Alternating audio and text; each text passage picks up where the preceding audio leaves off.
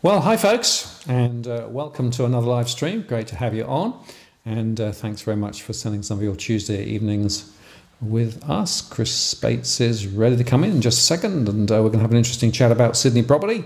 A lot going on, a lot of contradictory information also flying around, so let's try and get to some of the real important issues here.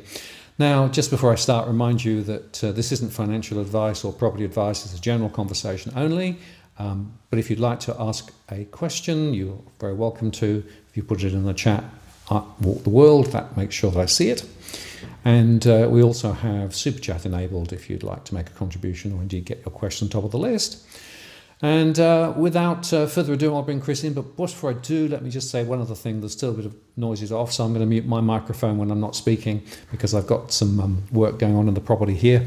And I don't want too many of those noises to come through. Anyway, without further ado, Mr. Bates, are you there? Martin, I'm here. How you doing? Yeah, very good. How are you going? Nice to catch up with you. Mate, life's good. Good. Yeah, absolutely. It feels a bit weird when you're on the other side of the world. I think we've been doing this for 4, 5, 6 years or something. So yeah, it's good to finally chat when you're in the UK. Absolutely. And there's a lot going on. And I guess a good place to start though, Chris, is because you've done a little bit of rebranding. You've got a new title. So let's just fill people in as to what you're doing. Oh, things have been good for us as a business. We took 2022 was a year of sort of set the ship for the future, I guess. It was obviously a big change in the market. We've grown the team dramatically. There's 18 of us in the team now. We've done a rebrand. We won Broker of the Year at the Advisor Better Business Awards recently. Launched a new podcast called Australian Property Podcast, which is catchy name. There's 18,000 new listeners on that in the first month. So we've been busy. And yeah, absolutely a changing market. It's been really interesting observing it, similar to sort of that 2018, 2019. And as brokers, we get very early in the conversation. We can see how both sellers and buyers' attitudes to decisions and their appetite for debt and their willingness to transact and their urgency. We can really feel it because we got a great litmus test for the market because we can have those conversations and see how they change over time. And yeah, absolutely, we've watched that change, from late last year all the way through to where we are now. Yeah, and what are you seeing? I mean, I'm basically seeing lots of conflicting information. So if you look in the social media channels or the portals, they're all saying prices are up, but then I look at the Illawarra, prices are down. So clearly it's not a one story, right? There's lots of multiple stories. I always say the old patchwork, and I think the patchwork is probably more than ever. Yeah, absolutely. So there's, demand in certain pockets is stronger than other pockets, right? Some and parts of those pockets, buyers are willing to sort of go and compete on, and some parts they're just willing to say, actually, I don't love that property. I'm just going to let it go, right? And so, and supply is really different. Some places listings are still quite high, right? And some places listings are super tight. So I guess you've got to always look at the property market that way. But in downturns, absolutely, I think it really is a flight to quality. And you'll see some parts of the market that, are much more resilient than other parts. And so, yeah, I do think and buyers are really reacting very differently to higher interest rates and the changes with work from home and hybrid work. I think that's a huge part of the market at the moment. People's attitudes to their confidence in moving away from the city. So you mentioned places like Illawarra. We absolutely have seen a massive retreat in our buyers unwilling to leave around the inner city, right? So they're not moving to the Central Coast. They're not moving to north of Wollongong. They're not considering big lifestyle shifts and moving the family up to Brisbane, etc. But they are, so they're because they're getting conflicting messages with work. I mean, even CBA came out today, for example, and said, "Oh, we want to get back in the office 50%." And so what they were expecting in 2021, 2022 isn't really eventuating, and they are just a little bit nervous around, making big lifestyle changes and then potentially having issues with work down the line.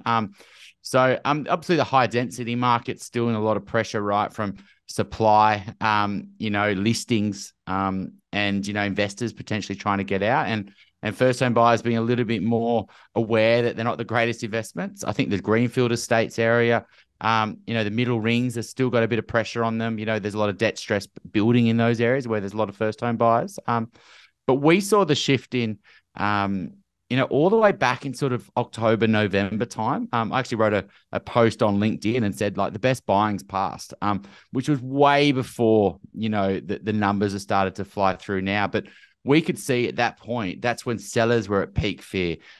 We had clients buying amazing AAA assets, great streets, great aspects, great frontages, under very little competition. But by the time sort of November came around, there was very little listings, very little quality listings. And we could already see buyers' perception was, actually, I don't want to miss the bottom. I don't want to try to get too picky here. I'm willing to transact. And because there was very low listings in autumn, right? Usually you see this in spring, so there's usually this sort of increase in listings just coming up to Christmas. And then in February, there's this other increase in listings. And both of those just didn't happen, right? There was just a flatlining of quality assets. And, there's still listings on the market, right? If you go into the suburbs, there's lots of properties been sitting on the market for 2, 3, 4, 5 months. But buyers are just saying, I'm not going to purchase that if I've got to pay 5% interest rates. It's just not a great asset. I'm not willing to go into a lot of debt, pay a lot of interest to buy that. And that FOMO, fear of missing out, just isn't there, which means that properties just aren't transacting. Yeah. And I think the point you make about listings is really, really important, right? So total listings are way, way down.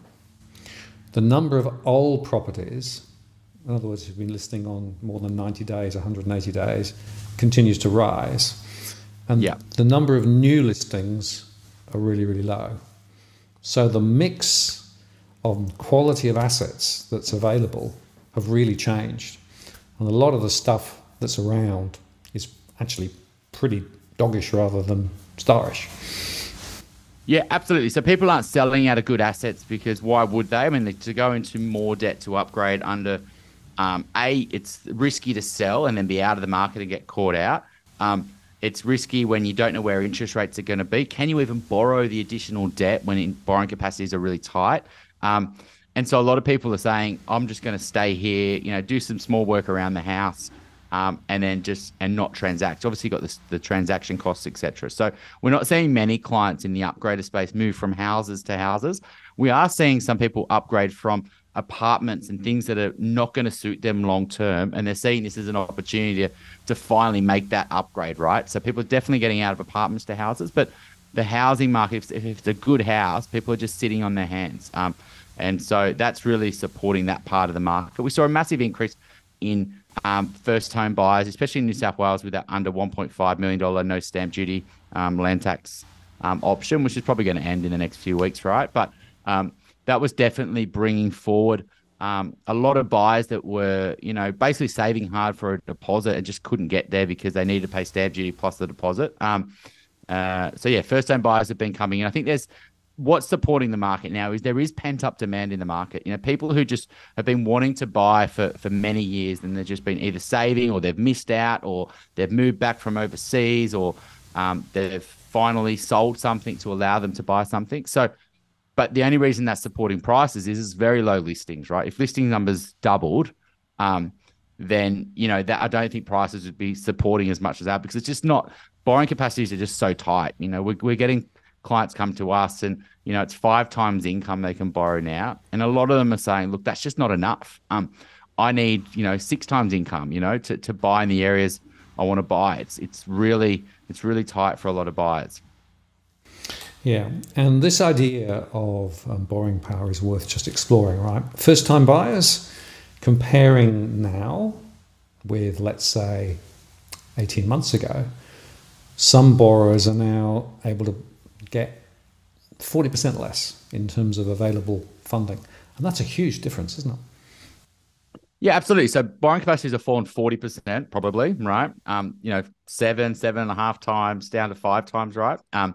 And interest rates have gone up 4%. Let's just call it, right. I know the banks haven't been passing on that full 4%. Like, that's the flow through rate of the RBA increase into what variable rates have been go up on mortgages has not been the 4%, right? Banks competition is rife. It's ridiculous how much banks are, providing discounts to new customers, right? But let's say rates have gone up 4%, borrowing capacity has fallen 40%, but the market's maybe fallen 10% and now going up. So it's been surprisingly resilient, just because of the human behavior of what happens when interest rates go up, borrowing capacities fall, people sit on their hands. It's like this Mexican standoff. It's like a stress test or a cushion to the market.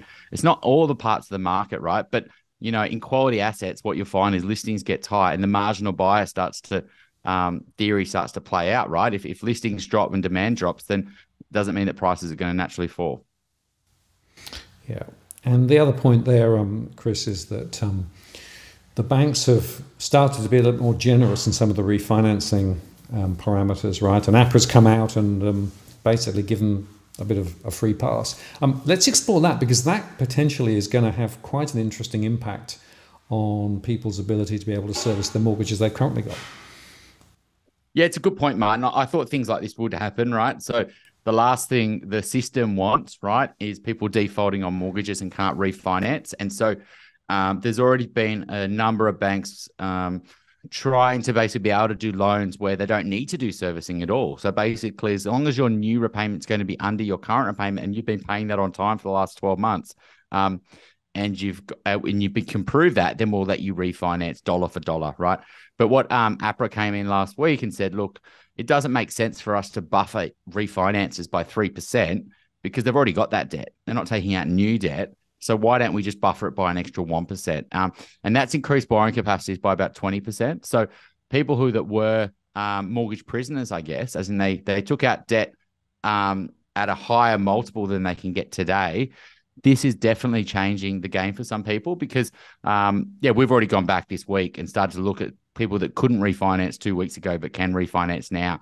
And then potentially there's a little bit of cash out there as well that they could get to support them with their repayments. 50,000, they can re-extend right? and they can re-extend their loan terms. So yeah, absolutely. It's and I think this is what you'll also see when there is people who are struggling with their mortgages. The banks will do whatever they have to keep people in their homes, right? Like APRA will support them. They'll do payment holidays. Because naturally, it's not in no one's interest and it's not into the borrower's interest, right? They don't want to give the keys back and lose their deposit and walk away with nothing, right? They want to hold on and ride the wave. So I can already see that sort of happening as well. Yeah, and that's a very interesting point there. Of course, the banks, the last thing they want to do is to have loans that are effectively declared as bad because they've got to hold more capital. So if they can find ways to duck through and weave and dive, they can keep their default rates really low, and then they can claim that everything's fine. Of course, the pressure on households that it's creating is pretty remarkable. And bearing in mind that inflation is still very strong. In fact, there was a report saying food price costs are way higher than the standard inflation. And we know that the costs of mortgages are going to be a big deal. And we also know, of course, that the mortgage cliff is coming. So we know that the people are going to be having to refinance. How are you seeing lots of people on fixed loans worried about the cliff, or do you think it's overdone? Look, it's like similar to the interest only cliff back in 2020, right? Like ultimately, it's not just going to be this big crazy crash where all these people are just all of a sudden under debt stress and they're going to list on the market and you're going to see this massive increase in supply, prices are going to fall, and then it's going to be this spiraling effect. It just doesn't happen like that, right? You will definitely see in some parts of the market where there's a glut of people that usually first home buyers or investors that have leveraged up with very small deposits, very little other buffers, and high LVR loans with very little other financial resources or family help and are on one income. And absolutely, those sort of areas could easily see, because the banks won't want to support properties in those areas as well. They'll be more likely to say, hang on a sec, we want to get out of here. Like, we want to limit our exposure to this pocket. So they were less likely to give you a payment holiday versus an area where the banks aren't concerned about property prices, aren't concerned about debt stress. They'll be a bit more lenient in that area. And so, yeah, absolutely. I think the fixed rate cliff is going to be, is only susceptible to certain pockets, investors or first home buyers, where there's a lot of people with high LVR loans and recent loans. For our clients that, we had a lot of clients buying 2021, right, when rates were 2%, and mortgages are bigger mortgages than they can get today, right? So they can't refinance. But what they're coming to us and doing is, we're sharpening their variable rate nowhere near what the AFR or anyone's reporting on. Like, we're getting variable rates at 5.4%, even though the cash rate's at 3.85, right? Like, it's variable rates aren't at 6 or 6.5%, which, big market commentators are saying it's just not the reality. And banks are repricing existing customers, most banks, even if they know you can't refinance. So there's one bank, for example, that is definitely just pumping their clients with the loyalty tax and saying, I know I've got you. I know you can't refinance, and I'm not going to drop your variable rate. But when you look at a lot of the bigger banks, they're just repricing customers, even if they don't think they can refinance, and they're giving them, almost best in market rates. And so we're going through literally our whole loan book. We've literally finished it. We're going through our second time in the last 6 months and repricing all our existing customers. And so, yeah, the fixed rate thing, and people are a bit surprised. They thought their repayments would go up more than they actually are, especially once we renegotiate their variable rate. And yeah, they're just obviously that's everything they've got, right? They're not just going to all of a sudden just go, oh, this is all getting a bit too much. They're going to start making cutbacks, right? And the last thing they want to do is sell. So they're going to do everything they can to stay in those properties. Yeah, and the other interesting observation there is that the dynamics across Sydney are not uniform, as we said earlier on. But if I compare the northern beaches with the western suburbs, with the Illawarra, and then closer into Sydney, the dynamics are quite different. And also units and houses, there's a big difference in dynamic there too, isn't there? Which is worth exploring, I think. Yeah, so the beaches, for example, that's where I am. The beaches are definitely coming back. I mean, the whole hybrid work really suits people to live, on the beaches. You can already see very low listings. Not all properties on the beaches are bouncing back. The busier roads, the dark places, the bad aspect, the bad blocks, the busier, those type of properties. But there's very low listings of good assets on good streets, right? And there's those must-do upgraders or the opportunistic upgrader are buying in there. But when you talk about somewhere like Illawarra or the Central Coast, well, those just aren't going there. The high density unit market, well, families are going, well, that doesn't solve my solution long term. I'm not going to go there. Investors are a little bit more clued on as well, so they're not going there. And yeah, absolutely. The unit market in Sydney, though, the $1 to $2 million unit market that does suit families, though, is really strong. And A, because of the $1.5 million no stamp duty, but B, because people are a little bit more stuck to the city, they can't afford the houses, and so they're looking for the bigger apartments, especially if they're in like more smaller, quiet blocks that suit families. And so, yeah, it's always a patchwork where you get this demand supply equilibrium, and where there is a bit of pressure, on prices going back up. And the migration question, of course, is that having an impact, or is this really a bit of a furphy? I mean, 700,000, the Treasury is saying the next 2 years. Back in 2020, right, when migration was, going to zero and COVID, right, a lot of commentators are going, right, no migration, property prices are going to fall. The reality is migration doesn't actually then, and I said this on this podcast, doesn't automatically lead to buyers, right? There's a lag. What I think the migration story is doing, though, is creating rental stress. And the rental market is already under enormous stress, let alone migration also competing, right? So vacancy rates across the whole country, we've seen rental costs go up, who knows, right? 10 to 40%, depending on what the property is. And that's also forcing buyers, renters, and we're getting this, is saying, I don't want to enter the rental market. I don't want to sell and then rent. So, or I don't want to just extend my lease. I actually want to get into the market and buy, right? So, especially when there's little kids involved, to be honest. So the need for security and stability is much higher. So, I think the rental crisis is actually one of the things that is supporting prices. And we're also seeing not much supply getting built. We're seeing obviously building numbers are down, whether it's house and land packages or new apartment approvals. But we're also seeing very little demand from investors looking to do builds, but also home owners looking to do constructions. Like back in 2021, we had lots of clients coming, hey, I want to do $1 million renovation. But that just doesn't exist, right? A, because the building cost, B, because they're getting the funding, issues with valuation, etc. So, I think it's some tough times down the road for, a lack of supplies coming. Yeah, and you mentioned the building situation. It's just worth dwelling on that for a second. I mean, the number of builders going up, falling over is still rising. In fact, it's the largest sector of the economy where, in fact, we're seeing failures there currently. So if you're actually somebody who's thinking of buying an older property and needing to get work done, or if you want to make renovations before you sell, those are really critical questions now, because it's very hard to get and hold. And of course, the material costs are still rising as well. So that seems to me to be putting a bit of a split between property that's relatively, oven ready, relative to property that needs a lot of work done. Yeah, absolutely, right. So like if you're a buyer and you're looking to get something that needs a lot of work, right, that's going to really struggle in this market, because buyers are not sure how much that's going to cost or have they got the cash to do it. They just sort of run away from that property. But something that's reasonably well presented, I think, would still sell quite well. And if it's finished and it's ready to roll, obviously that the market wants that, right? Like that, the certainty of not having to go through a reno and the costs and and so absolutely, those properties are still selling super hot. Yeah. And this is why it's important to understand the localities and all of those things. Now, one question that somebody asked a while ago, you mentioned some of the banks. Are you able to name the bank that's actually changed its underwriting standards, or is it a bit more subtle than that? With the APRA 1%. So Westpac came out with that last week, but I reckon if Westpac are doing it, every other bank will do it. The banks will all copy, right? And some non-banks did it a week before that.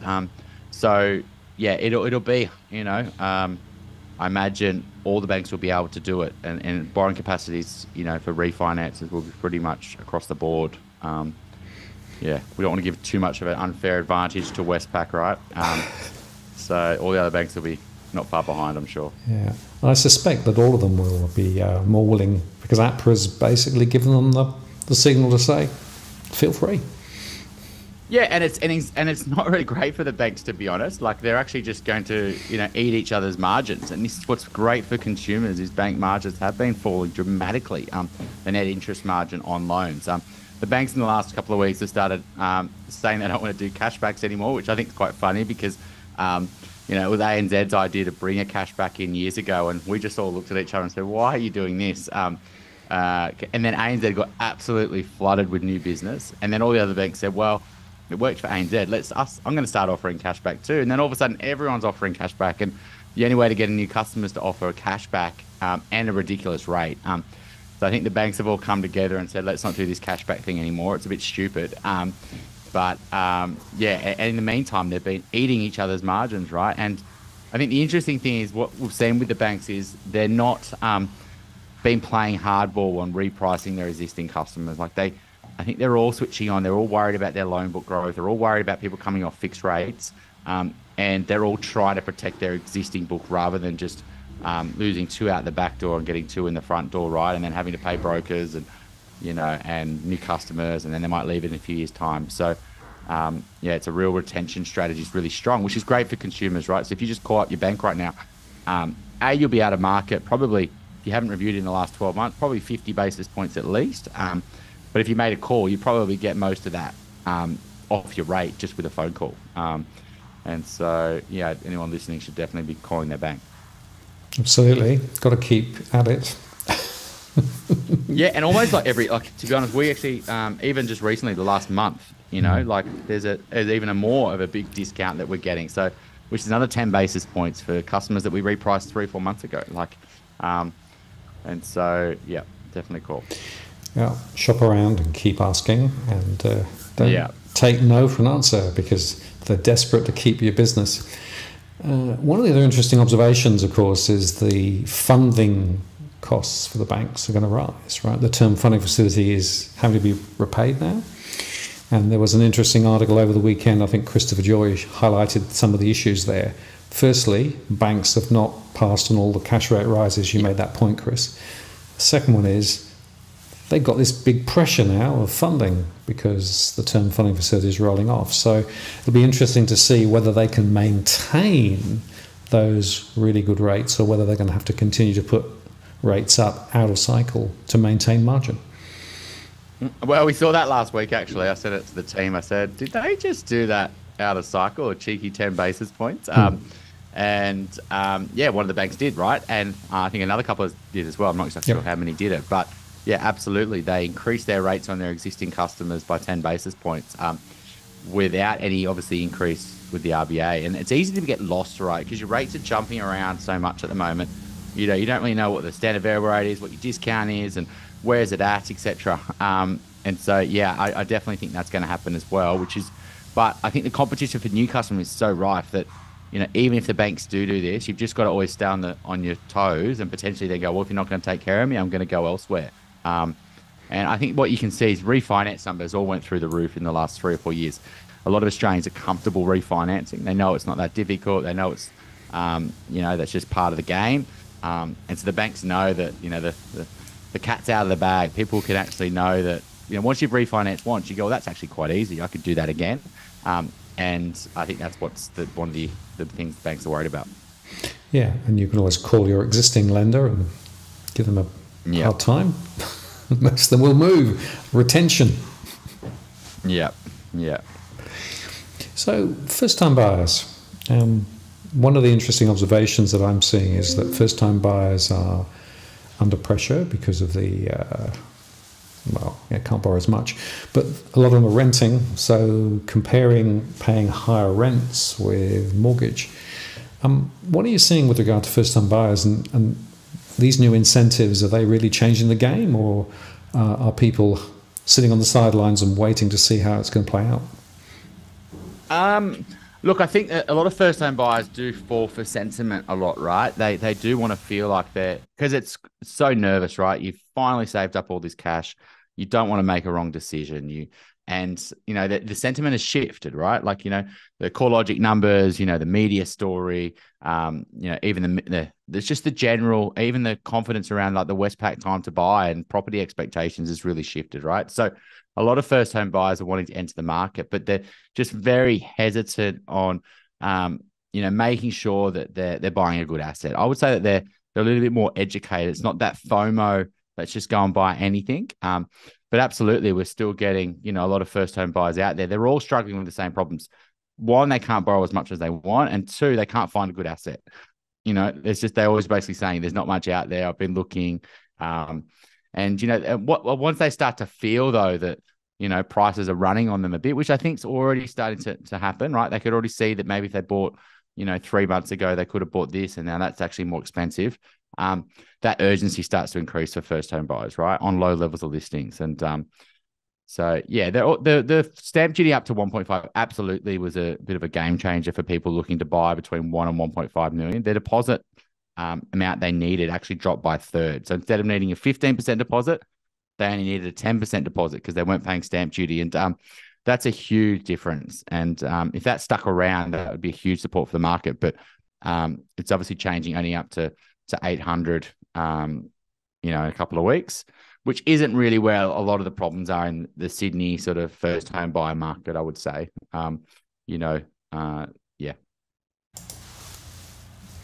Yeah, and the truth is, of course, that many first-time buyers are, looking at this and trying to make these trade-offs and trying to work out what to do in an uncertain world. And I've said to a few people, it's really uncertain. But if you are buying for own occupation and with a long-term hold in mind rather than a sort of a investment switch again, it can still make sense, even if prices wobble down a bit and can come back a bit.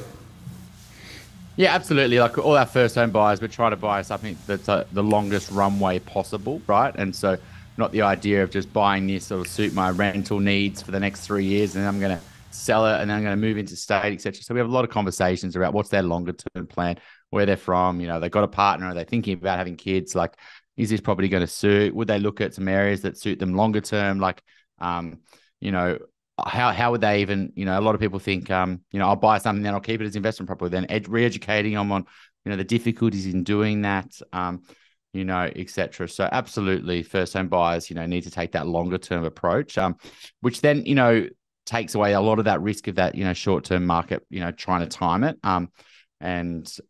Yeah. Yeah, the whole idea of timing the market is one of those myths. It's very hard to do. Another one is the concept of meeting the market. Now, I've heard a lot of agents recently saying you have to meet the market. So what do we mean by meeting the market, Chris? Well, it depends on if they have to. And this is definitely the situation we see, right? So we see a lot of clients who come to us with multiple properties. I chatted to one yesterday that's apartment in Surrey, a pretty average property up in Queensland. And, we've been having a conversation for 18 months around getting out of these so they could keep one property they've got, which is their home, and buy a better quality investment. But the challenge is actually the psychological part of the market is meeting the market, right? There's an anchoring bias. We could have sold it for X last year. I paid this for it, so I don't want to sell it for a loss. And so, yeah, I think a lot of investors really struggle to do that. And also a lot of homeowners do as well. So they, unless they're really forced to sell, there's a lot of pressure on them to say, let's just hold on for a better time. Even if there's a, deceased estate, you got two kids, got to split it. They'll be like, well, let's just drag this out, right? Let's not have to sell, mum or dad's property because we know it's not a great time to sell and we could sell it next year for more money. So there's this real, desire to get a good price, right? Even just people say like this is that anchoring bias is I could have sold it for 800 in 2021. I can only get 750 for it now.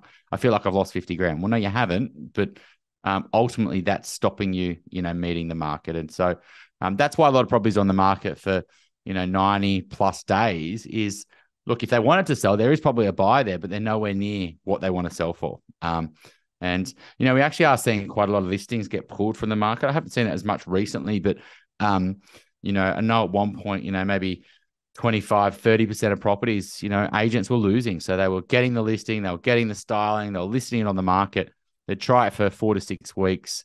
The demand wasn't there. And the vendor just said, look, I'm not selling it, right? And so that's also, happening as well, where people aren't forced to sell. They're just like, well, I'll try if I can get a certain price. I know you promised me you'd get me that, but you can't, so I'm not selling. Yeah. And that is the point, of course, because if you haven't got to sell, then you might just wait and see what happens. Talk about property investors. Property investors have got this problem with higher interest rates. And whilst they can put the rentals up to an extent, in my calculations, I'm seeing more property investors who are actually underwater now from a cash flow perspective. And with the prospect of limited capital gains, I reckon that a lot of the property that's coming on the market is old investment property. Are you seeing any of that? Yeah, it makes sense, right? Like you're not going to sell your home, but you are going to get out of an investment property, especially if it's a cash burn, especially if you don't know if you don't believe it's a great asset, it hasn't performed for you. So absolutely, we're seeing clients willing to meet the market if it, especially if there's a little bit of equity in there as well. Like even if it's 50 to 100 grand, that can just give them 50 grand extra in their offset accounts, which helps support their repayments on their home loan, etc. So yeah, we don't really see many clients buying those properties, right? So we'll talk them out of those type of assets. But yeah, if they are in a bit of pressure, we've definitely seen, because they're also saying, well, I'm not going to regret it, right? I know this isn't a great asset. I've been wanting to get out of it for years. Yeah, I could maybe hold on for a few more years, but I just don't believe in this property, and I can get out and I can take a lot of stress off my plate. So, yeah, you'll definitely see investors more likely dump in times like now, especially if they're not great assets. Yes, and it's interesting because if you talk to investors quietly, quite often they know that they've got a bit of a dog, right? Absolutely. And they'll hold on the assumption that, well, maybe capital appreciation will save us. Whereas now there's a flushing out going on. It's one of the reasons why the number of rentals is decreasing, because there are more property investors who've got out and are now holding equity. Yeah, absolutely. So since 2012, I've been talking to people around property, right? And they come to us and we find exactly what do they buy, when do they buy it, what do they pay for it. And we can very quickly over, decade plus see what performs, what doesn't perform. And but actually, very quickly, like you say, Martin, I think people are very switched on to knowing whether it's a good asset or not, or if it's performing. There is a little bit of an overconfidence, right? Especially if it's home bias, they'll go, well, it's gone up, and they don't really know how to compare that to the market or what other things they could have done with that money. But very easily they can be educated around the issues with supply or issues with demand, whether it's a studio apartment or it's a new townhouse or a greenfield estate or, a cheap and cheerful rural property, etc. Like, once you sort of lift the veil a little bit, they do get it and understand why it hasn't been growing because the fundamentals aren't right. And yeah. And there's a couple of questions come in. One, which came in a second ago. Let me just, from Vanessa. What's happening to all those people who bought house and land, but their construction company collapsed? Are those people selling? Have you seen any of that? Look, we do very little in the house and land and the off-the-plan apartment space and new townhouses, etc. So it's not something that our clients go near, to be honest. But we have had builders go bust on our clients. We've had even a new high-rise, pretty expensive development, to be honest. We've had a builder walk off the job, a month before. We've had builders go bust on clients who are doing in builds, etc. Yeah, it's not a great situation, but it isn't very, down to that individual situation. What's happening with the builder? Some builders have been able to get subcontractors through to finish it off, etc. So, yeah, I mean, we had a client, like they'd already bought this house and land package before coming to us. And, the land they bought it over 700. They bought it in the boom. We got a val on and the land came back at 570 or something. It was like 20% under what they paid. And they're under unconditional contract. They had to settle. They ended up renegotiating. The builder actually, or the developer actually sold the land cheaper. They ended up getting it for 650 or something rather than 725 or something. But yeah, that was a real issue, right? Because they wouldn't have been able to settle. And luckily the developer actually sold them the land cheaper, but they potentially would have had to walk away with their deposit there in that situation. So yeah, it's not a pretty situation. And we've also seen clients who have bought more of the premium end of the off the plan market in the 2021 when there was a real FOMO that was their only option. And we've seen developers write out their sunset clause. They're just not building. And so, because they can't do it profitably, so they just go, I'm just not going to touch this. I'll just write it out and I'll take the sunset clause in a few years. So, yeah, I think that whole space is, and I do feel a lot for the developers. They run on such tight margins, and those margins have been absolutely smashed because of building costs and labor issues and weather and so many other things. And yeah, it hasn't been a bit of profitless boom for a lot of them, and their revenue's down dramatically, and they've had to keep paying their staff, and yeah, it's not pretty. Right, and I think we should touch here on the supply question, right? Building approvals way down. We know migrations up. This is going to have a long-term impact on the market, and my theory is that one of the reasons why prices aren't falling further at the moment is because there's a supply disequilibrium, which is going to be with us for probably 3 to 5 years. How do you see that playing out, Chris? Look, I think it's a really interesting time because a rental crisis plus a housing affordability crisis means that shelter, right, is becoming a real issue. And it's also becoming a massive social issue, not only just the homelessness, unaffordability for current first home buyers and future generations, etc. But it's also becoming a social issue because the desirability of our cities, whether talent around the world want to move to, our Sydney, Melbourne's, Brisbane's, etc. Right? When they look at our housing situation, they go, if I can't rent a house or I can't buy a house, why would I move to Australia, even if it's a great job opportunity? So I think it's also an issue with our longer term as well if we don't solve it. I think there's a real pressure on the NIMBYs at the moment, right? So in the affluent areas where they've been very good at restricting new developments, you think about the lower North Shore of Sydney, eastern suburbs, beaches, etc. Where there's been very little new housing stock has been developed. I think there's going to be a pressure on the local governments from the state governments to take the power back a little bit and say, right, no, you can't veto all these projects. You're going to have to start increasing supply, but it won't be across the whole suburb, but they will definitely start to put a bit of pressure on them to rezone the busier roads, the things around transport links like train stations and bus stops and things like that. So I think it's the YIMBY, yes, in my backyard. I think they're getting a bit of steam up behind them. You saw Chris Minns come out last week and, also talk about building up is our only option. We can't just keep on going to, greenfield estates and turning farms to houses, etc. So I think that's one of the good things that's going to come out of this situation is I think there's going to be more supply in areas ultimately where a lot of people want to live. Like, we've built, for example, in Sydney, we've done it in Epping and St. Leonard's and Parramatta and around the airports. And we've built high rises in Little Gluts and Wallow Creek and, etc. But we haven't built them in Mossman. We haven't built them, in parts of the beaches and in the east, etc. So, yeah, I think there's a change of the guard probably. And, it won't just be this free for all, but I do think in certain pockets in these suburbs, it's going to be a time for change. So yeah, but that there's a lag on that stuff. Firstly, it's getting through the zoning, then developers doing feasibility study or acquiring the land, and then, getting development applications and then fighting it through and then appointing a builder and getting it built, etc. This is, long term. There's, a lot of talk around things like build to rent and that's solving housing supply. It's not even moving the needle. Like you might add 30,000 new build to rents in the country, right? There's 11 million properties, right? Or 3 million rental properties, maybe 1% more rental properties out there. It's a great solution and I'm all for it, but that's only a slither.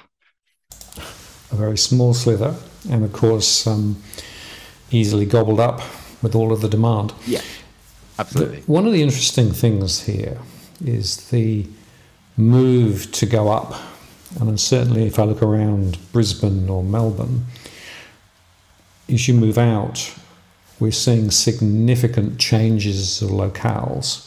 So even over 5 years, 2 stories was the max, now they're going 4 stories.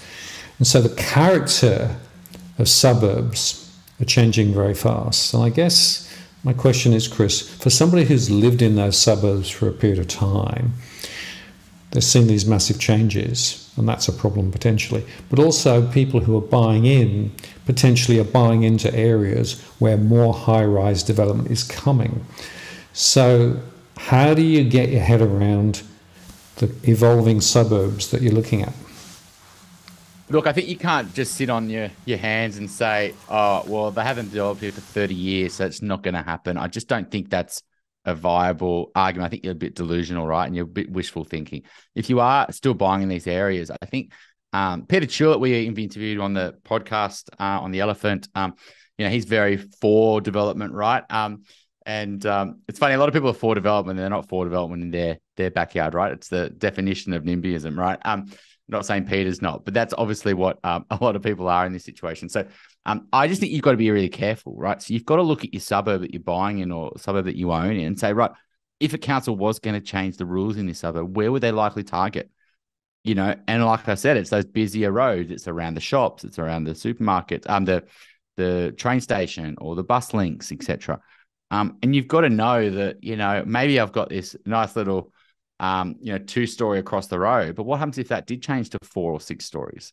I don't think we're going to get a situation like in Box Hill in Melbourne, right? I don't know if anyone's been there, but my granddad was in hospital there a number of years ago, and I was like shocked because you've got single story houses next to 20, 30 story apartment blocks, right? It's crazy the zoning, how high they could go up, but 6 to 8 levels along our main roads, in our affluent suburbs, I think it's definitely possible.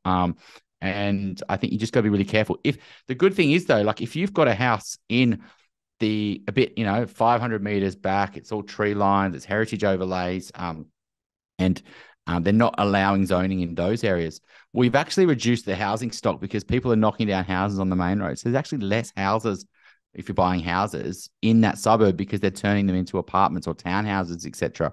And so if you can play it well, it's actually not a bad thing for prices. A, because stock goes down, but B, you can actually get a lot of amenities. So if there is really strong planning controls around what you can build, the design quality of those, I think this is what they'll argue. They'll argue that it has to be a high quality eco, it has to be pretty, I guess, from the streetscape, like they do in, say, Northcote in Melbourne. But if it's good quality buildings done well, then you're going to get more people, you're going to get more amenity in the suburb, whether it's, the cafes or the bars or restaurants or even just a new supermarket or, sporting facilities. There's more money for the suburb, right? So I think people can be against it, but if it's done well, development's done well, and then it increases the local amenity, I think people will be a bit more for the development. And I think it's going to be a few test cases. People will say, I saw that happen in so-and-so suburb. Actually, that would be all right here. That's a really nice development. They've done that really well. So I think it's a little bit of,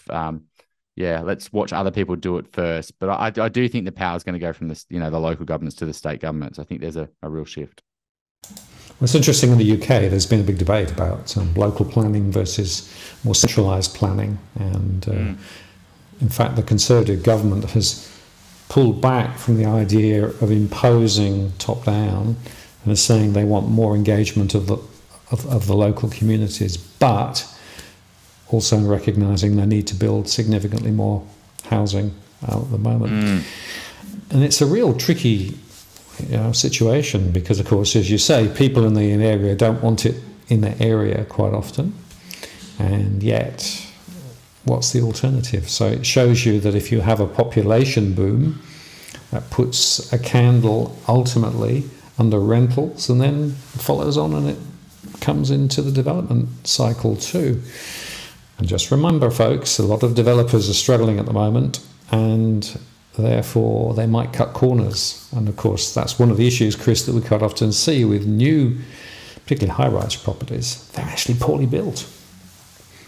Yeah, I think in this situation, though, those developers are going to be building into very low supply areas. And I think the thing to do is to say to those local areas, like, well, you need to build. There's not an option not to build. And where's going to best suit your local community? So is that engagement in the community to say, look, we really want it in this pocket. Obviously, you're going to get people who kick up, but obviously the majority will be saying, like, this is where we think is a good spot.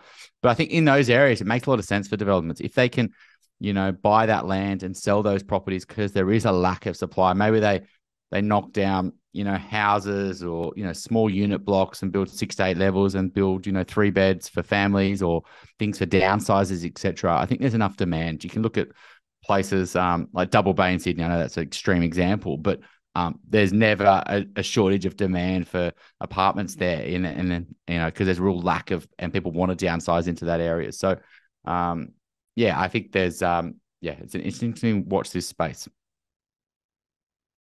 And you mentioned downsizing, and that's something I want to touch on before we close off, because there are a lot of people sitting on significant equity, and they're moving now into that next stage of life when they potentially are going to need to move. Of course, the 300k downsizing tax break into superannuation exists, and therefore many down traders might be thinking, but again, there's almost no supply of stuff they'd want to move into. So it's not just first-time buyers that are caught, it's actually the down traders, the downsizers as well, who are finding it really difficult. Yeah, there's always that this belief that there's going to be all these people, get to their 60s, they're all going to downsize from these houses, and that's going to create all these baby boomers, right? They're all going to shift to this. the reality is people live longer than they expect, especially if one partner survives the other one, right? And they could, and a lot of them want to get carried out of that property, right? That's the downsizing is into that, the box, right? Not into it in a property. And another reason is because their friends are in the area. They've got so many, they're really scared of change, a lot of the people in this situation. And there's not great viable options for them. There's just really a lack of suitable options within their local because of the things like NIMBYs and we spoke about. And their kids are incentivized to keep them in the property. They know it's growing for them tax-free and it's their inheritance. Even things like aged care and, Royal Commission around that, etc. So it's a downsize, a fallacy that people just, get to retirement and then downsize, etc. But what we see is the opposite happens, right? People try to stay in their homes for as long as possible.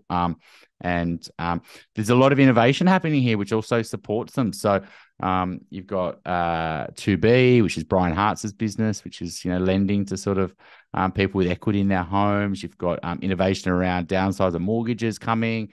You've got government things around there. So there's also getting access to funding, which can keep them in their homes as well. It's getting, I would say, more relaxed. And so if they can still stay in their house because they could get access to funding, that's another thing that happens. So, yeah, I mean, I do think there is a point. I think if you talk to a demographer, I would say that in the 2030s, I was talking to Simon Kustermacher just this week. He says that that is going to be a decade where a lot of people do have to downsize because they're dying, right? But right now there's not this. A lot of properties coming on because people are saying, "Oh, I just want to sell, buy something else, and put some money into my super." It just doesn't happen like that. No, there's theory and there's practice, and sometimes practice and theory don't meet. Yeah. Now, there was an interesting question earlier on. I think somebody said, look, I could get an pre-approval for 1.1 mil, but given the uncertainty with interest rates and everything else, should I really grab as much as I can, or should I come down and buy something a little smaller with a lower mortgage? Given where interest rates are, Chris, what's your feeling in terms of how people should weigh up these sort of decisions? Look, everyone has different lives, right? Everyone's got different needs from a spending point of view, whether they've got to support family or they've got kids or they've got other family they need to support or things they like to do and spend money in their hobbies, etc. So it's really hard to give individual advice, to be honest. But I mean, if that 1.1 is the absolute maximum they can borrow, that would have been, let's just say that's 5 times income. So 220 is their income.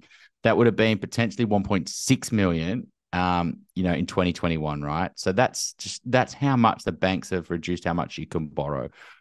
Everyone's got different income trajectories, right? Some people have got a profession where they're going to hit their cap to get that next jumps really hard. Maybe they're on award wages, etc. So, that's another big part of it. It's future, maybe they're going into a situation where they're going to have kids next year and they're going to drop to one income, etc. So it's your personal cash flow, not just expenses, but future income.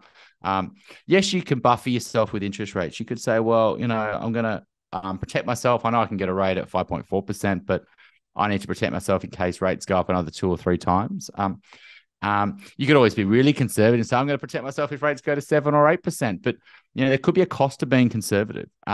If you, for example, reduce your purchase price, that could be 2 things. One, you could have a big impact on your lifestyle. You might get a 1-bed or a 2-bed that you have to outgrow, then you have to upgrade and pay selling costs. And 2, you could just get a poorer asset, ultimately an asset that grows lesser than by spending more. The reality is that, even if you didn't want to go into more debt, that could get you a better asset that when you go and sell that in 10 or 15 years time could grow better than if you bought something a bit cheaper. Something a bit cheaper might feel a better financial decision because you're paying less interest, but there could be an opportunity cost, whether you have to resell or, get an asset that doesn't grow as much. And so, it is down to the individual situation. The reality is, though, if you're using that money to get a good asset, something you could live in long term, you've got a reasonable trajectory of income and you can maintain your expenses, then, potentially you are better to stretch, right? And get something that's going to grow for you tax-free. But yeah, down to the individual, Martin. Well, it also depends on whether it's investment or owner occupation. Going back to that earlier point, right? Owner occupation is a long-term commitment, right? Yeah. And therefore, what you want to try and avoid is buying just for a couple of years and then having to move again. Yeah. And if in fact the choice is spending 800,000 on a property that will last you for 2 years, or over 1 million and a property potentially could last you 4, 5, 6 years, bear in mind the switching costs. It probably is not just the financial lens that you need. Yeah, absolutely. It's a really good way to put it, to be honest, Martin, especially if that 4, 5, 6 years, that was 10 years plus, right? And then they maybe could renovate that property and live there for 15 or 20 years. Versus, let's say the 800 was a 2-bed apartment that they know they're going to outgrow when they have a kid. They've solved their short-term need, but it's really stressful when you buy into a property and then you want to upgrade. A lot of people just, it's really stressful buying anyway, but when you're in the market and you've got to sell something to buy something else, you've got 2 transactions.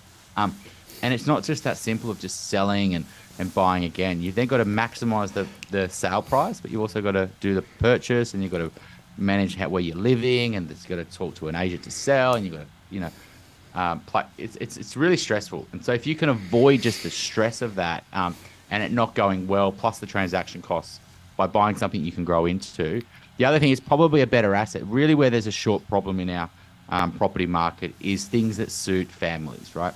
Things that suit singles, you can just build more 1-bed apartments, studios, 2-bed apartments, couples, similar, as soon as people get to the family stage, that's when there's a real need for security, stability, and then there's not enough options. And so if you are buying a property that suits that market as well, you're probably likely to get better growth as well. Hence why the housing market generally does better than the apartment market, is because there's scarcity. It's where there's not enough. It's where people are upgrading into and people aren't leaving. And it's interesting, Fraser just made a comment about capital gains, right? His argument is that capital gains is exaggerated. After all, your costs, and with higher interest rates ahead, capital gains will be slimmer. A lot of people, I think, get trapped into a rather narrow financial analysis of property purchase, particularly for an occupation. And my view is that there's a whole bunch of other things you need to put into the mix if you're going to be thinking about buying. It isn't just a financial transaction. It's much more broad than that. Yeah, I mean, return on equity is an interesting conversation, and the capital gains absolutely aren't as big as a lot of people think, right? When you take off transaction costs and holding costs versus renting, you've got maintenance, you've got council rates, you've got insurance, etc. Absolutely, you need to factor in those costs. But if, for example, you were investing, $150,000 to buy $1 million property, and that $1 million property, goes to 1.5 million, right? And you walked away with 300 grand on top of your 150, right? Or man, you probably lost some stamp duty there, but it's that return on equity still, because it's leveraged, can still be significant versus, especially if it's tax free versus, having money in funds, etc. So yeah, it is that, that leveraged return as a percentage is something that you sort of need to figure out versus, just leaving money in the bank or buying some shares. Yeah, leverage is critical there to understand, right? And the point there is that if the sums work, you can do well. But of course, it's also uncertain. And one of the things I remind people of is that liquidity in property is a problem. So if you have a property that is not one you want to sell at the price point that you've actually got, you've got limited options, unlike, say, shares. So it's a very different asset class, isn't it? Yeah, liquidity is it, and every property's got different liquidity, right? So that's why it's so important at the front end to do your homework and to do the hard yards, right? So, one of my favorite sayings, I probably stole it from someone, but, hard to buy, easy to sell. It's frustrating, it's time consuming. You need to be patient, you need to be persistent, you need to say no to most properties. That's not what most buyers do. They just want to tick the box and just get the transaction done, right? But what they're not realizing is, it was easy to buy, right? And they can tell their friends and their family, and they can tick it off, and their colleagues at work they bought a property. What they don't realize is the future pain that they're going to have to deal with. Whether it's, and that pain can be limited if they sell it at a really good time. So when there's FOMO in the market, people are, there's a bit of, they can basically get away with it, right? Because they've bought it, a property that was easy to buy. But then it was easy to sell because the market was really, really good and there was desperation there. But if they have to sell when the market's not great, which is quite often, right? Like that real FOMO doesn't last for very long. Even in the down markets, that real peak fear doesn't last as long as people expect. And so, that's what we were saying back in July, August. We were like, this is pretty good buying right now. Prices have come back dramatically. And sellers are meeting the market, and we're having clients, renegotiate offers when borrowing capacities have fallen down, and they're rocking up at properties for great assets and there's not much competition. So the same thing with that FOMO at the top of the market. People think the party's going to go for longer than it does, and it doesn't. That happened at the end of 2021. It ended abruptly when there was talk of rates going up. So, liquidity does vary on the properties. But in saying that, though, if it's a good asset, and no matter what the market is, if it's a hot market where you'll get a great price or a great asset, because everyone goes nuts for that one property because it ticks all their boxes. But if it's a down market, people are like, well, that's probably the best property I've seen on the market in the last 6 months. And all of a sudden, all the buyers flock to it like a seagull effect on a chip, and then you get competition. We had a client miss out on a property on the weekend, right? Lower North Shore, quintessential, nice frontage, north rear, pool, nicely renovated, surrounded by other nice properties, great street, great part of the suburb, great asset. And it went super hot. I mean, the SMH pitched it up, etc. It went way over what they were guiding, etc. But we also had a client buy a very similar property back in August, September, and that was peak fear. It was probably a better property, in fairness, in terms of a suburb and location and the style of the property and way it was renovated. But they only had 2 people fighting for it. They ended up winning it, so they still bought it under competition. That was when peak fear. And when you compared what that price of the property sold for on the weekend versus this one, it was dramatically better buy. And so you'd have to say, if you're a buyer, you would much prefer to be in the market last year in that scenario. So rather than a property that went super hot at auction. What you're also seeing at auction, you can go through the auction results on a Saturday, is that even poor properties have started to go for, unfortunately, big prices. Like I'll look at it and go, look at the sale price and go straight away and go, that's a pretty average street. That's a south-facing block. It's got a bit of privacy problems. And it's getting competition. It's not a great sign. And you can see that through auction clearance rates. When auction clearance rates go, 60, 70, 80%, that's really a desperation meter for the market. It's how desperate, what will people buy the poor stuff? Because 60, 70%, well, let's say 60% of stuff, probably the good stuff is still probably selling. That extra 20% is the poor stuff that the buyers and the sellers are meeting the market. And so, it's a good sign to show that there's a bit of FOMO desperation building. And you mentioned auctions. I just wanted to touch on this briefly because one of my observations is that people are still being encouraged to go to auction, put their property on auction, partly because agents can charge them extra marketing fees. What's your take on that? Are auctions still the preferred way to go? And are there situations where you shouldn't consider an auction? Look, I think a lot of agents are skilled in the auction process. It creates a point of, urgency, right? Because this property is going to auction. You need to get if you want to make an offer, it's going to go to auction on Saturday, right? So agents can use that as a tool. I don't think agents want to run an auction campaign and then pass the property in. It just doesn't look good. It's like pushing the auction date out. It doesn't look great for buyers. And so I think agents are, they do use that auction date to potentially sniff out a buyer that's willing to make an offer, and play on their fear of missing out to get that offer. Ultimately, though, no agent wants to have an auction, have no one rock up. The property looks very stale. Buyers just sit on their hands, and negotiations. The power's with the buyer, right? They go, well, no one really wants it. No one rocked up, etc. So.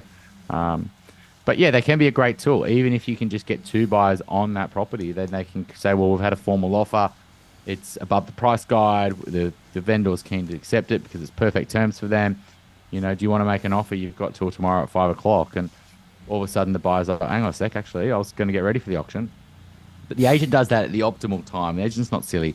The agent knows when they've got 2 buyers that are very close and willing to make offers, and then they start a little bidding war in between them. And so, auctions are a lot of the time just the smoke and mirrors to create urgency.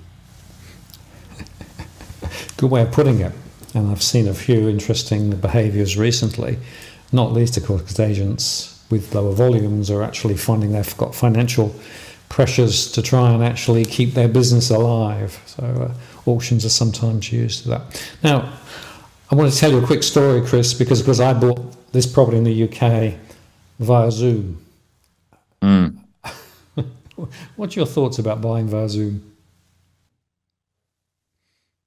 Look, I think you definitely want to go and get someone on the ground. There's a lot of things you can't sniff out on Zoom, right? You can't even get smell, for example, right? But you definitely want to get somebody on the ground to look at the street, to look what's happening in the local area, etc. But Google Maps is pretty powerful. You can't do a building, you still need to do all your other due diligence and contracts and etc. But yeah, I do think it's really dangerous, especially a lot of people do that. There's a buyer's agents suggesting that they think you don't need buyer's agents, so you can just buy these properties online, etc. I think it's super dangerous, not knowing these areas, because every suburb's got great parts and not so great parts, and issues, whether it's noise or smell or housing commission or rat runs, etc. So I think there's so much you can learn getting on your ground on the feet on the ground. It's like when people when you're buying, you get all excited, you create a shortlist to go and see on a Saturday, and you literally rock up at some properties and go, why am I here? It looks great on paper, the photos look great, but when you get there, you just realize it's off. It just doesn't feel as big as it is. There could be issues with the neighbor. The agents always do amazing with their pictures to basically show the best angles, right? And hide anything that's an issue, whether it's privacy or. So yeah, I wouldn't recommend it personally. I would be getting on the ground, whether it's using a buyer's agent that's local expert or flying up and making it happen. It's all too late when you sign that contract. You can't complain and say to the agent, "Oh, you didn't tell me that." Well, it was never in your interest to tell you that. We'll make a couple of points. I'll just check my audio. Yeah. I know the area really well, so over 20, 30 years. And I also had a local family member walk through the property. Yeah. And then I actually got a complete structural survey done. So I knew precisely what I was getting into. And so it just wasn't all done on Zoom. But the point was I didn't have any way I could fly to the UK to be able to have a look at the time. Yeah. And, it worked out well for me. I'm loving it here. And the new DFA HQ is coming quite nicely, waiting for the container to arrive. But I do think this Zoom issue is becoming quite interesting and important for many people, because I have heard of people who don't do the other due diligence. They just rely on the Zoom call. And as you say, it doesn't tell you the whole story. Yeah, and you've got to be really careful with building and pests, etc. When we saw a client just recently, so I was buying not too far from where you used to live, Martin, actually, down that way. And the real estate agents, building and pest, which we never advise clients to do. We told them to use a different person. They went and did their own building and pest and realized the bathrooms, that two of the bathrooms, the roof hadn't been done well. Now, the real estate's building and pest picked up none of that, right? And it was all pretty easy to be found out. I mean, yeah, they had to use a special tool to sort of get in and find these things, but on the real estate report said, we couldn't get access to that. And so, yeah, that's another thing, is you've got to get a really quality building and pest done by someone to be independent. And yeah, rather than skip that step. Well, to be honest, the report provided by the vendor is more marketing tool than it being a comprehensive report of the property, right? People need to understand that. Yeah, absolutely. Okay, well, we're coming towards the end of the show, but Chris, what's your sense over the next 6 to 12 months? How do you see the property market in Sydney evolving? Is it going to go same as? Is it going to drop? Is it going to go up? And what are the sort of the precursors that you're looking at which might actually indicate where it might be heading? Look, I've been coming on here for 4 or 5 years, Martin. My tune hasn't changed, right? If you go back and watch our earlier videos, the same things that we were recommending to our clients back then are exactly the same thing now, right? Look, if you're looking to enter the market, I think it's pretty wishful thinking that there's just going to be this crash, right? Especially in the quality assets, low supply and demand and pent up demands there. Like we've had more pre-approvals now than we probably ever have, right? Buyers are there. They're just, are patient waiting for the right property, right? So I think there is a bit of a handbrake on the prices though. Like I don't think you're going to start to see prices jump 20 or 30%. I just don't think there's the borrowing capacity there to push prices up dramatically. I think the pent up demand in borrowers is going to run out of steam. And so you really need these new borrowers to enter to want to upgrade and take on debt. Now, when are they going to do that? Well, I think they're going to do that when there's real clarity around interest rates. But you could easily see that, right? Like I know RBA went up last month, but that was a 0% market expectation. So, if their rates do go up 1 or 2 times or they don't, then there's this plateauing in rates and then there's talk of rate cuts, right? And if rates start to happen and buyers start to factor in that they go, well, inflation's under control, rate cuts are going to start to happen quite significantly. That would also be the time that APRA would step in, I believe, to say, look, our assessment rate doesn't make sense. Why are we buffeting ourselves on a 3% assessment rate when rates are falling on very high rates? So you could see a double whammy. You could see borrowing capacities increase as rates drop, but also borrowing capacities could increase. APRA could come in quite significantly and cut the assessment rate, which would increase borrowing capacities, which would support our construction industry, which would support new builds, because they're definitely going to want to do things to support the construction industry. Absolutely, it's a big part of our economy. And so if, for example, we get that scenario where rates go up a little bit, but then there's talk of cuts, inflation's under control, there's rate cuts and borrowing capacities are going up, we're still going to see a supply lag, because sellers aren't going to be selling till that's already happened.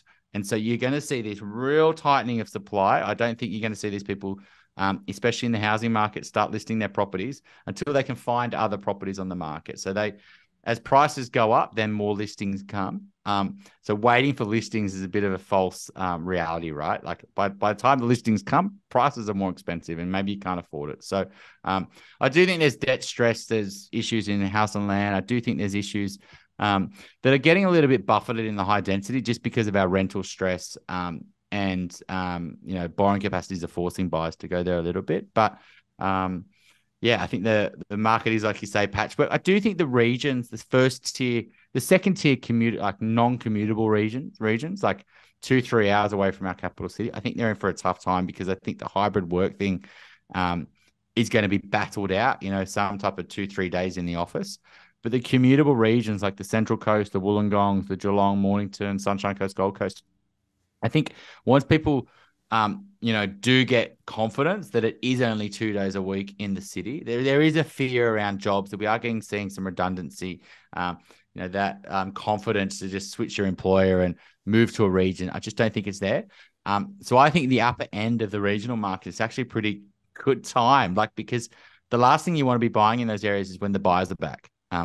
And especially if you can be super patient and wait for those better parts and the better streets, I think that that's a good time, because that buyers will also move to those regions when they can't afford the capital city. They're forced to make that lifestyle shift, not just they want to, but they're also forced to. So if the Sydney housing and the Melbourne and the Brisbane housing markets start to recover, that will also make that more affordable and more enticing for people to move to those first commutable lifestyle regions, especially they get the hybrid work starts to get sorted. So yeah, I think there is a handbrake on prices, but you could easily see a 5-10% increase in prices, right? Where that pent up demand everyone starts to stretch, and they start to compete on property, which is what we've already seen. So yeah, that would be my overall take. Well, thank you. And I think that's a good summary, Chris, because there are quite a few variables. Right? We don't know quite precisely what the RBA is going to do. RBA might put rates up slightly higher. The trajectory is all over the place at the moment in terms of where you look, so it'll be interesting. Before we close, if people want to find out more about you, what you do, where should they go? So we just rebranded. So our new business is called Blusk, BLUSK.au. So play on Blue Sky. So if you go to blusk.au, you can find us there. You can track us on LinkedIn, Chris Bates, Australian Property Podcast. We've got 17,000 listeners or something crazy in our first month. So check us out on iTunes there. But yeah, there's a few ways you can reach out to us. Chris, well, thank you very much indeed. I really appreciated your time today and for your insights as always. We've been doing this for well over 4 years now. Yeah. And thanks, Martin. I look forward to chatting in a few months' time. It'd be good to see what actually happens. Absolutely right. Thank you very much. Well, I'm going to close the show. Cheers. And just to tell you that next week, Robbie Barwick's on. We're going to be talking about the regional banking inquiry and also some of the broader political issues. So look out for that. And check out the shows in the week. We're putting up shows most day. And Vanessa, you asked about Doggy Cam. My stuff is due to arrive the middle of next month now. So it will be a few more weeks before I can do the Doggy Cams live, but maybe I'll do a show before that, just with the dogs, because they're loving the environment here, chasing the squirrels in particular. So thank you very much for watching. Really appreciate your attendance tonight and all the questions. And I'll look forward to seeing you next week. This is Martin North from Digital Finance Analytics, signing off. Cheerio.